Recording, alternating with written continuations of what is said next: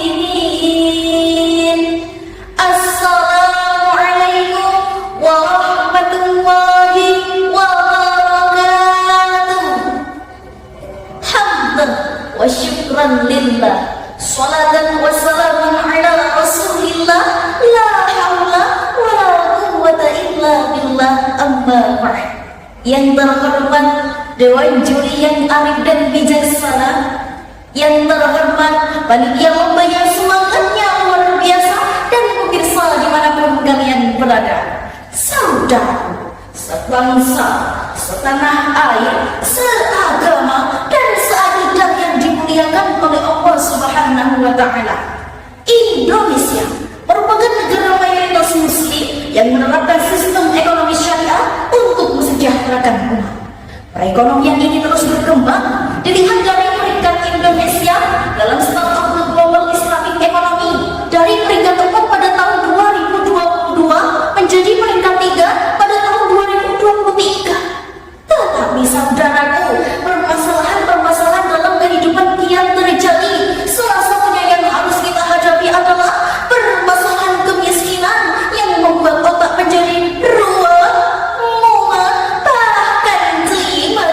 Betul? Ya betul.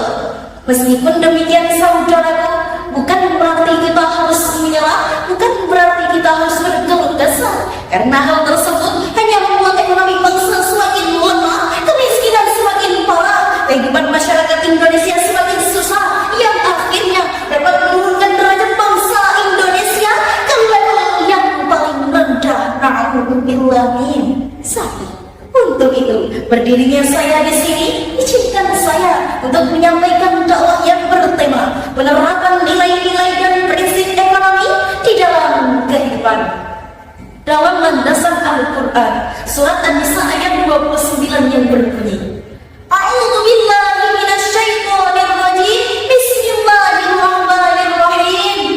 Ya ayyuhalladzina amanu la ta'kulu amwalakum bainakum bil batil illa an takuna tijaratan an taradin minkum. Al-ayat Subhanallahul Adzim, yang artinya, wahai orang-orang yang beriman, janganlah kamu memakan harta sesamamu dengan cara yang batil, kecuali dalam perdagangan atas dasar suka sama suka di antara kamu.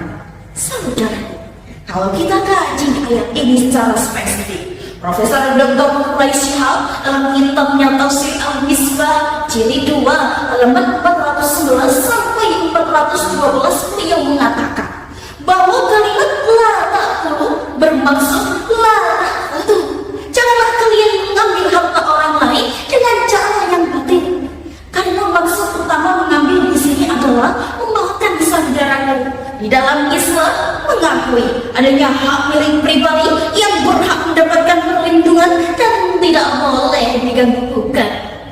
Saudaraku yang dimuliakan oleh Allah, dalam dunia perekonomian itu ada 3 sistem yang diberlakukan. Apa saja itu?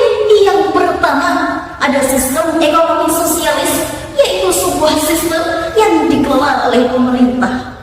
Yang kedua, ada sistem ekonomi kapitalis, yaitu sebuah sistem yang dikelola oleh perorangan yang mementingkan kepentingan pribadi. Sistem ini saudaraku yang membuat jurang pemisah antara yang kaya dan yang miskin, pejabat dan rakyat, niat dan tangan semakin menjual.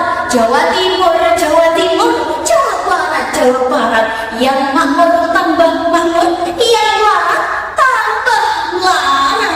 Na'udzubillah min dzalik.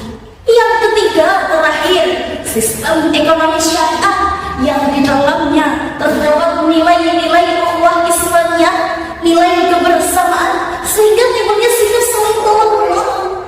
Yang kaya menolong yang miskin, yang miskin menolong yang kaya, yang lemah menolong yang kuat, yang kuat menolong yang lemah.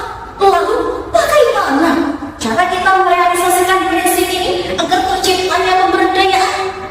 Tenang mas, tenang sis. Jawabannya ada dalam surat Al-Zariyat ayat 19 yang berbunyi, A'udzu billahi minasyaitonir rajim. Bismillahirrahmanirrahim.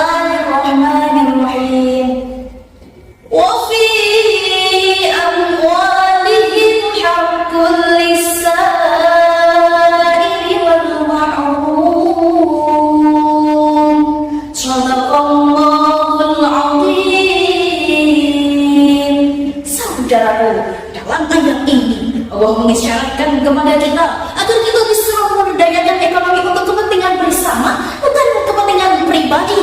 Islam melarang keras sistem ekonomi zaman untuk monopoli, apalagi oligopoli yang mementingkan kepentingan pribadi. Untuk itu saudara, kesimpulannya, mari kita bekerja sama untuk menerapkan sistem ekonomi yang mementingkan kepentingan bersama, bukan yang mementingkan kepentingan pribadi.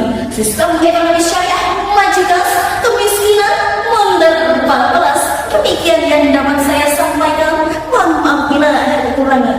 Wallahul muwaffiq.